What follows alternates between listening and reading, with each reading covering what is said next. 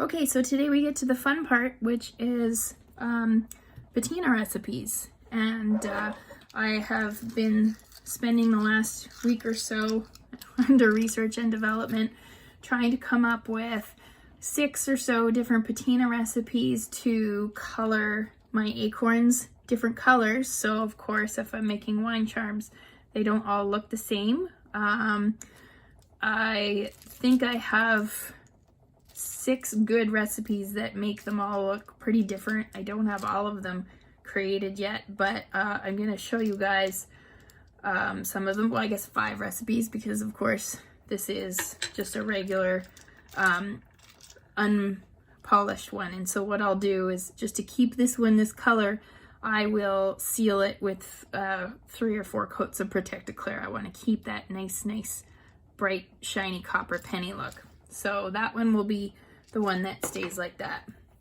I'm going to go through probably each one of these recipes, but I don't think I'm going to go through all of these recipes in this video. It just makes it a little bit long and cumbersome.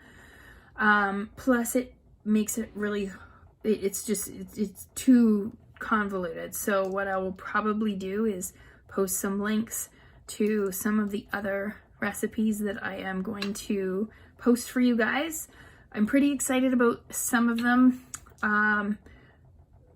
Most of them are stuff that I have kind of found on the internet and then modified because I was curious to see what would happen if I did modify it.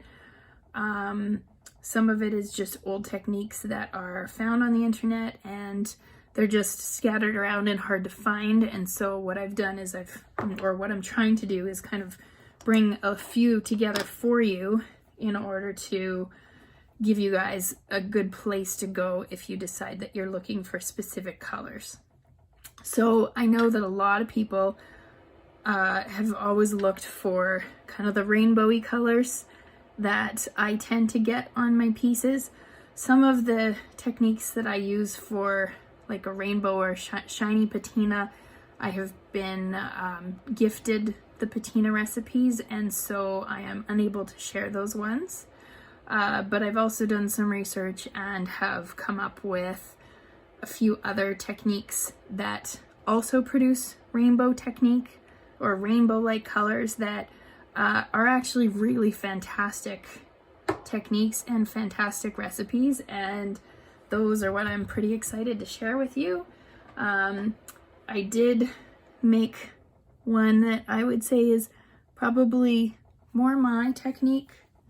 I was fiddling around with some chemistry and just came up with something that really consistently brings out that purple and blue color. I'm not showing you this in this video, but I will show you something similar. I will post a different video that actually gives you this one. Part of it is because it requires me to be in a different room than the room that I am currently in.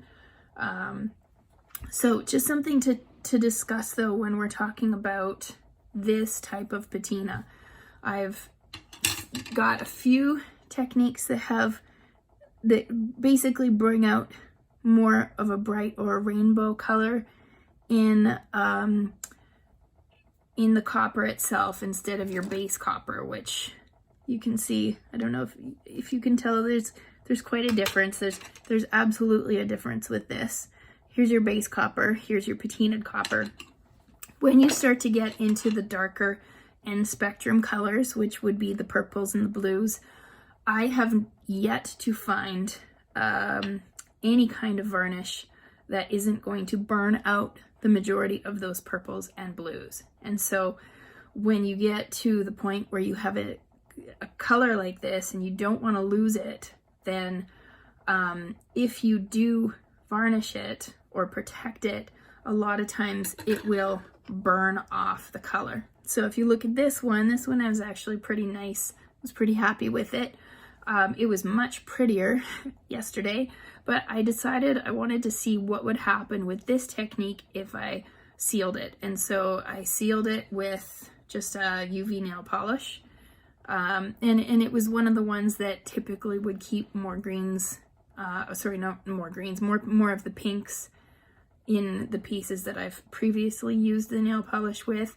And just like the other ones, some pink is left, but a lot of the prettier colors have been burned away. So if you look at this half of the leaf, you can still see silver and pink and purple. If you look at this half of the leaf, it's pretty much gone back to the yellow and orange spectrum. So all of the really nice colors that were on this side, I had sealed this side and I've left this one bare.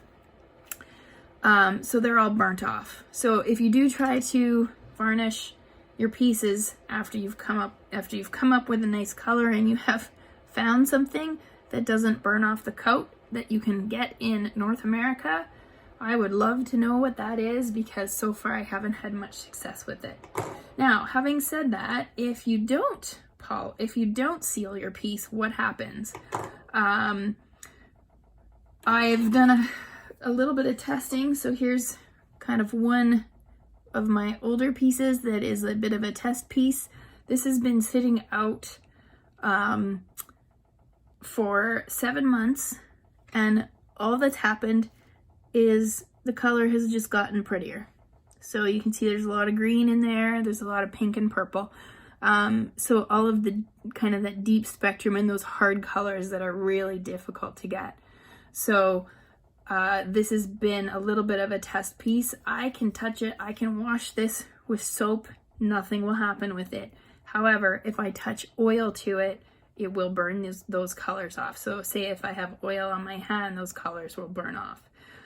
But if it's just sitting out in the open for, like I said, for 7 months, same thing. This one has been kind of sitting around too. And the colors just seem to get more intense over time. And so even this piece here, this is that one that I made yesterday, the colors were just starting to show up. And between yesterday and today, and this piece has been neutralized. There's nothing on it. It's dry. It's just sitting out in the open. But between yesterday and today, it's actually gotten quite a bit nicer. So, so over time, the rainbow patinas do seem to actually improve rather than get worse. I don't think this would be a technique I would use on a ring, however, because you can't seal the piece. It's going to turn people's hands green. And I think if you're wearing it against your skin constantly, I would think that eventually the patina is just going to wear off just like any other sealant would wear off over time. Okay, so let's get to some of the techniques that we're going to do today. Now, I remember in my last video, I had cut the hanging wire off of the edge of my acorns and said I'm probably going to leave it at that, but because I changed my mind and we're doing a couple heat techniques today, what I did is I took a whole bunch of acorns, and just as I was saying I would do before, is I covered the hole that was down here in my Safer Solutions paint, and I rehung it in the bath like this for overnight, so for 10 hours, maybe 12 hours, in order to seal the hole. So now this is a completely sealed acorn, and it doesn't have any organic material that's going to bubble up through a hole when I heat it up, because some of the techniques that we're going to do today involve heat. Okay, so flame polishing is just one of the things I'm going to show you first. It's not an exact science. It gives varied results, and it's funny. This is patina, it seems like, is where the art of stuff comes into play. But what I'm going to do with this is I have my butane torch, and I am going to start it, and I'm just going to heat up the end of this acorn, and it will start to change color. It does have a little bit of a hole in it, so I'm just going to make sure it stays dry.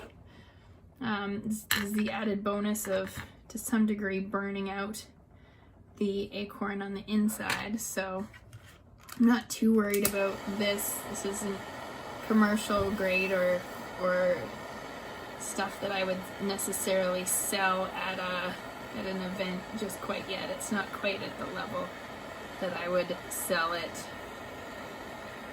Okay, ooh, there's some cool colors.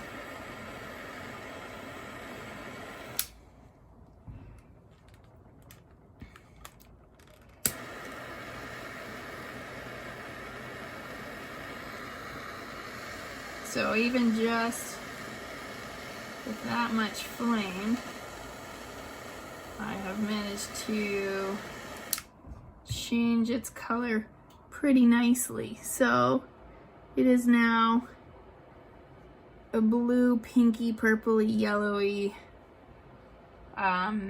really pretty acorn. So we're gonna leave it at that. That is enough of a different color that I'm pretty happy with it. So we're leaving that one like that for now. Okay, now I'm going to show you what happens when we quench the heated acorn in that borax solution. So I have borax, which you can just get at Canadian Tire or Walmart or Home Depot. It is, I can't remember what it is. It's borax pentaborax. Ugh, I don't know what the actual name of it is. But it is kind of fun. I have been playing around with using borax to try to bring out some reds in some of my pieces, and this is a fun one. I've had a lot of fun doing that, so we're gonna test this way. So I am just trying to heat the bottom part of the acorn up. I know this part is sealed really well, so I'm not too concerned with having the inside leaking out if it's heated up down here. So I'm just going to heat it until I start to get that kind of color reaction that I was seeing on the other piece. And that's starting to happen. That coloring is starting to occur. It's getting pretty strong. And then I'm just going to drop it in the borax.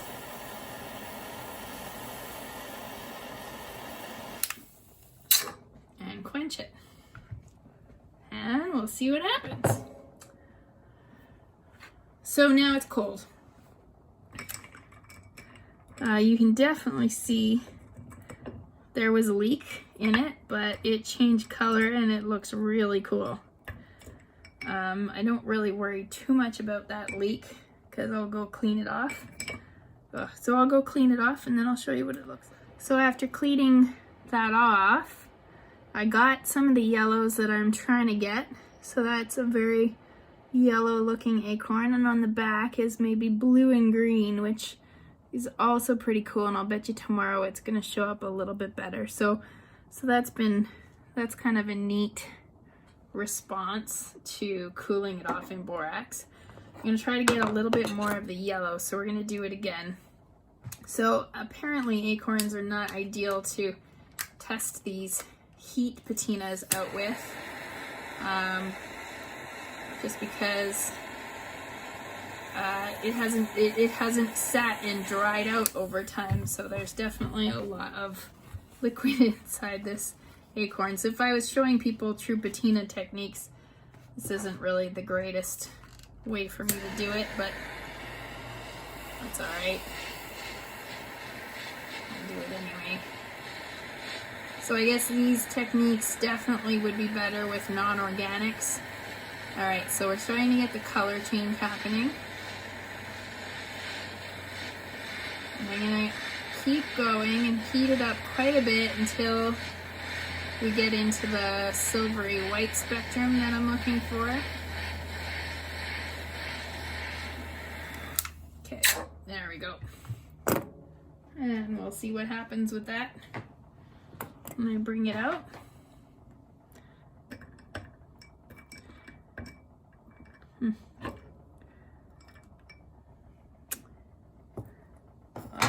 cool.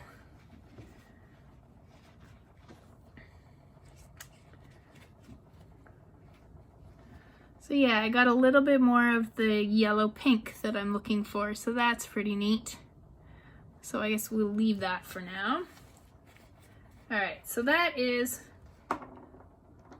heat treating, heat flaming, and borax. So the borax just adds a little bit more brightening, and if you heat it for long enough, it will go into the red spectrum with the borax quench. So that's kind of a nice, really, really pretty, really shiny, different kind of acorn. So you get these 3 looks. They're quite nice. I'm pretty happy with that. Okay, so the last recipe we're gonna do, we're looking to turn these green. And so we're gonna basically use ammonia and table salt. This should turn these green or blue, so we're gonna just kind of see how it does. First thing that you need to do is wet your acorn or your thing, and I'm just gonna dip it in here because I just want it wet, but I don't want to pour ammonia everywhere. And then I'm gonna roll it in the salt and really just kind of coat this in a ton of salt solution. So we'll coat it in salt, try to get it all fully coated. And you can use salt-free, I think, as well. I've heard that that does a lot of good. That's got some potassium chloride in it instead of sodium chloride. I'm going to do that again with this guy. But for this one, we're going to try salt. And then for another one, we're going to try potassium, see what happens. Okay, so rolling it in the salt. Now this, of course, is ammonia. It's got lots of fumes, so you want to be doing this in a well-ventilated area. If it was summer, I'd be doing this in my garage. It's not summer, unfortunately, so I just have a window open, and then I'm gonna vacate the area. And you also should just protect yourself. If I'm not doing this on video, then I would be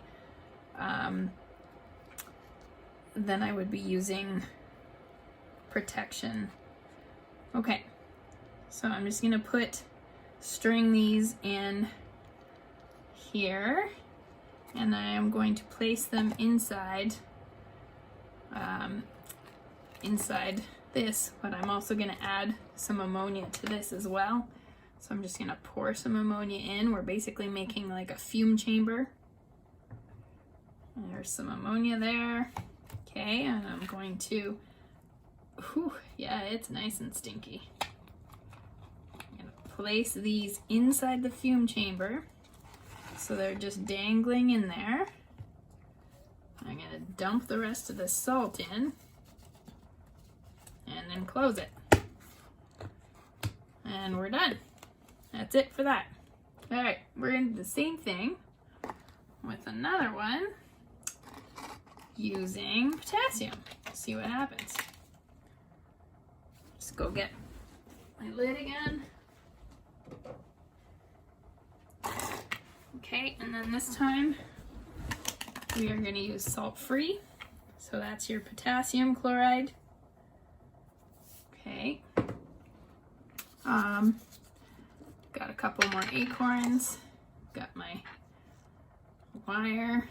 Just gonna dip that in.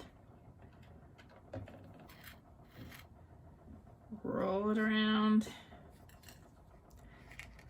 So I did a lot of research on this just to make sure that all of this stuff was relatively safe. So if you are gonna play with new potential ways to patina your stuff, just do a little bit of research. If you can understand some of the chemistry behind it, it helps. Just to protect yourself and to make sure you're not, giving yourself like mustard gas poisoning or anything like that. So, which apparently happens if you mix ammonia and bleach together. you'll create mustard gas, which is, I think, a chlorine gas, which is a bad idea. All right, so I have my patinas done. And I'm just gonna do the same thing here. I'm gonna put a cloth or inside the bottom of my plastic container. Pour a little bit of the ammonia in. Set up my acorns here.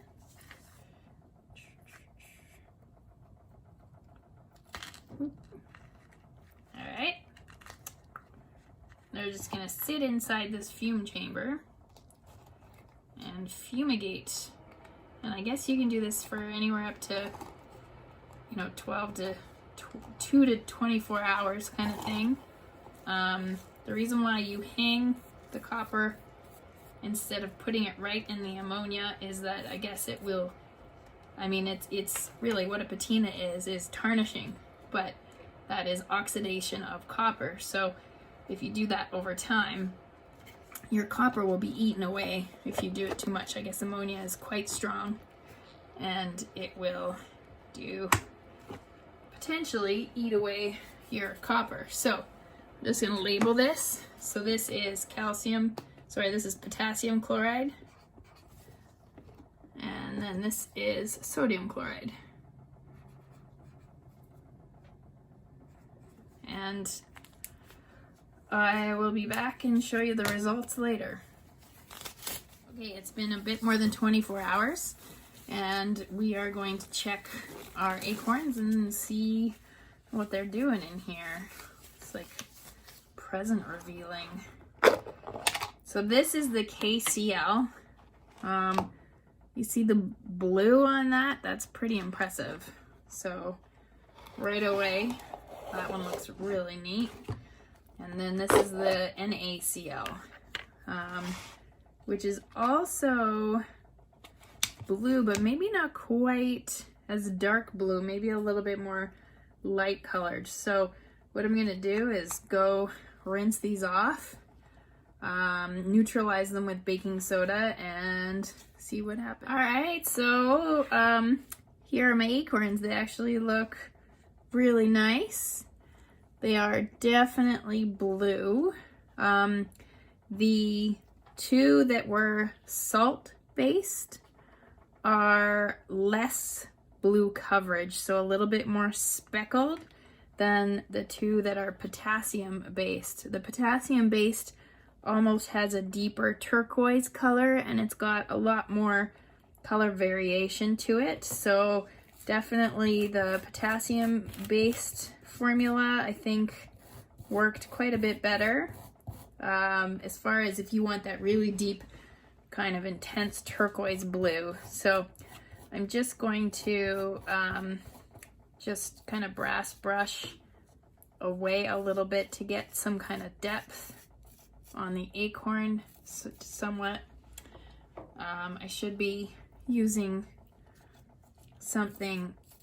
I should be using my my mask so I'm not inhaling any of these fumes. I'm just gonna be a little careful here and not do too much. But what I'm gonna do with this now is take it into the garage and put some Krylon sealer on it to seal this and then bring the shine back, because right now it looks pretty matte. So I will seal that, and then these will be a different variation of the blue acorn color. I really like this. If I had just recently kind of read something on one of the sites that says that if you want your blue to then be green, you can then dip this in a really thin liver of sulfur color, liver of sulfur water bath, and you'll get that turquoise turning a bit more green than blue. So I may do that. There's a couple other green recipes that I was potentially looking at doing as well, but I gotta figure out what colors I'm missing and go from there as far as making sure I have a whole bunch of different acorns with some different color variations on them. So this is a pretty fragile patina, so it definitely does need to be coated with something after. And then this one is different from the heat patinas in that if you coat this, it will not disappear. So it should be fine coating it. I think I have some Rust-Oleum that I'm just gonna coat it in, and that'll protect the patina. I'll do like 2 or 3 coats. This one's kind of neat. It's got a couple different lighter colors of the patina. And so there I have one more color variation in my acorns, and I think I will end up trying to see if I can set up the bath in the other room to show you the other variations of patina.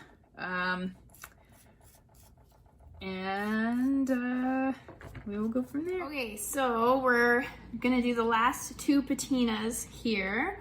And the 2 patinas that I'm gonna show you are like a gunmetal patina, which is just a nice easygoing straight patina, and then a rainbow purple and orange patina.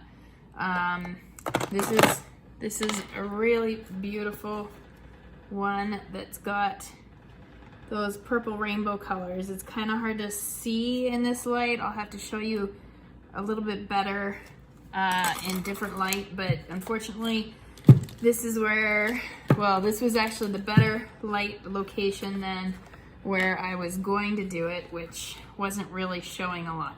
So it's 2 different kinds of patinas. Both are water and heat patinas. So first thing I'm going to do is I'm going to heat up my the things that I'm going to patina with hot water that is not boiling, but is hot. So I have a hot water tap, which is handy, and I'm just going to dump some hot water in there and let the pieces sit and heat up while I mix the 2 other patinas. Okay, so the first one is we use liver of sulfur for both of these recipes.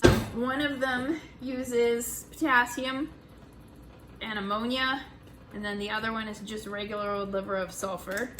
So I'm gonna put a teaspoon of salt-free, which is potassium chloride, which is basically kind of salt that you use when you are not supposed to ingest salt, I guess, although it's not very good for you. I don't know why you would do that. And then, so that was a teaspoon of potassium chloride in here. And then we're gonna fill this up with hot water and dissolve the potassium chloride. And it's to approximately a cup of hot water. And then in this one, I'm just gonna add about a cup of hot water.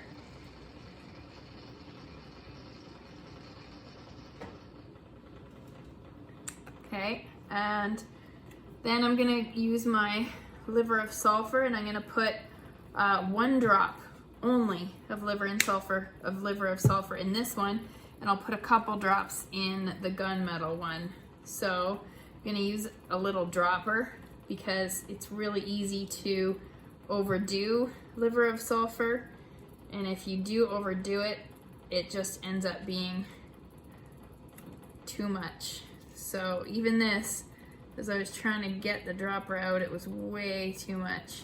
Okay, so 1 drop of liver of sulfur in here, and that's it. And then maybe the equivalent of about 2 drops in that one. So this one should be just like a pale yellow color, and that's kind of it. The one with the potassium in it. This one can be a tiny bit darker, but that's all you want. You don't want it to be too much. Now at this point it gets a little stinky. You should be using your safety glasses again, just like normal. I'm gonna put mine on. Okay. And then to this one, I'm also going to add ammonia.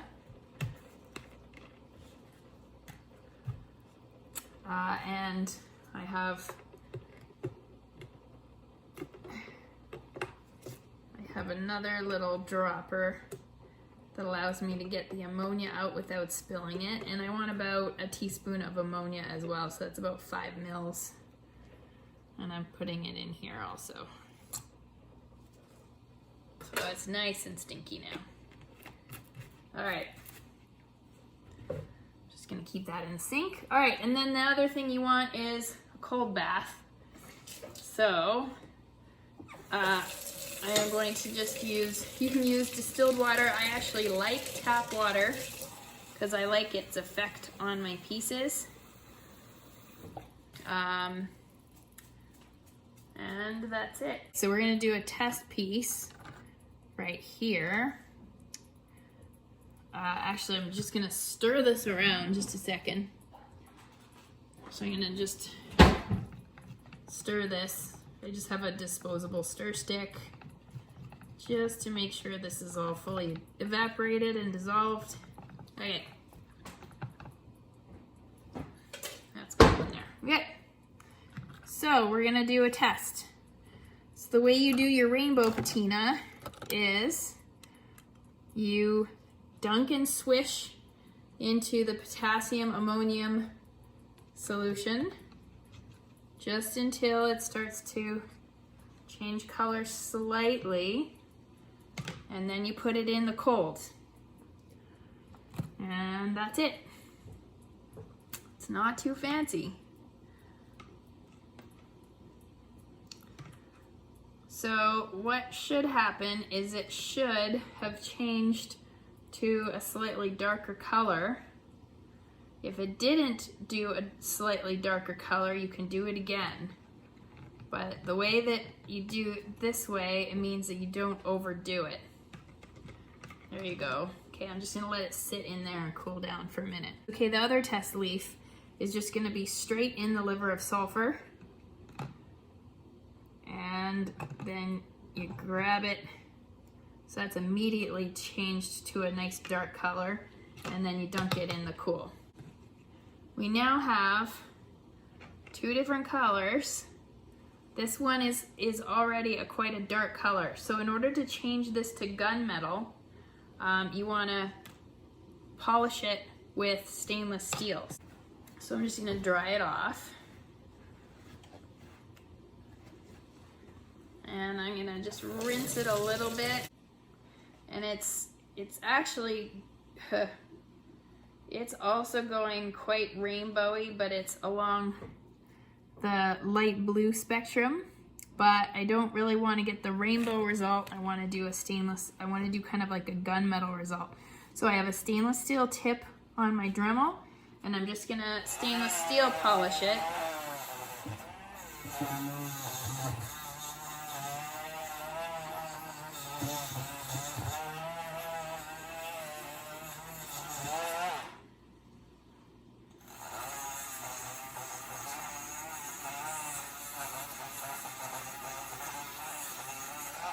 And then you get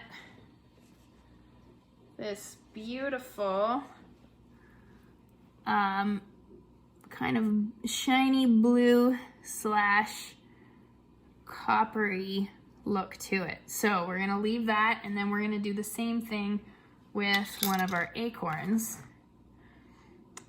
So I'm gonna do that with this acorn. We're gonna swish it around in here until it gets pretty dark, and then rinse it. Okay, so the one that was in the potassium and ammonia has gone gold. So in order to now change that into kind of rainbow patina, you also need to have a clean cloth that you've never used before that you dip into your electrolyte bath solution. So basically you get a very tiny amount of your electrolyte bath on a clean cloth. Okay, so then after you have dipped it in your ammonia and your potassium and your 1 drop of your liver of sulfur, you then take it out, stick it in the cold bath, and then you wipe your piece down with that cloth that you have dipped a very small amount in your copper solution. Then you can rinse it off and you're gonna start to get rainbows showing up. So that was what I was missing in order to get those purple blue rainbows. So now this piece that wasn't doing anything spectacular before is starting to get that rainbow patina that I was super excited about. So this guy is got lots of blues and purples and oranges in it right now. I'm just gonna let it kind of grow and get a little bit better as far as purples and oranges. Leave that. So we're gonna do the same thing with the next guy. So we take our heated acorn, swirl it around in our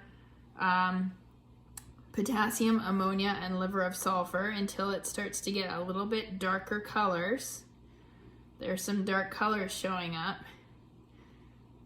And then we can dip it in that bath at the end. And now, this cloth that's got a little bit of your copper electrolyte solution, I'm just gonna rub it with that cloth and then just wipe that kind of resulting stuff off. I'm gonna let that sit for a little bit just to develop some color in there. It'll get more purple if I let it sit for a bit. Okay. And then the last one that I gotta do is the gunmetal color one. So this guy, I'm gonna let it get all dark. Of course, this guy's going purple today. I have no explanation for that. Okay, and I'm just gonna rinse that off. There we go. That's the gunmetal look.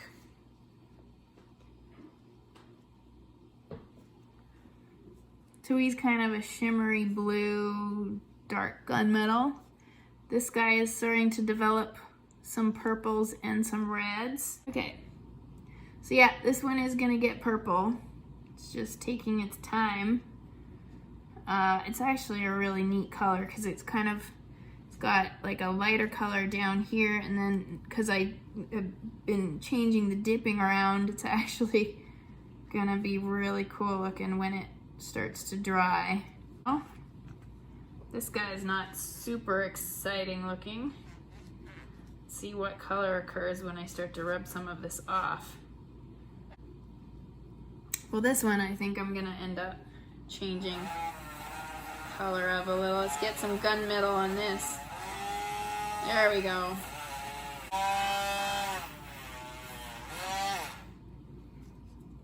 Well, I do believe there's some purple showing up on this guy now.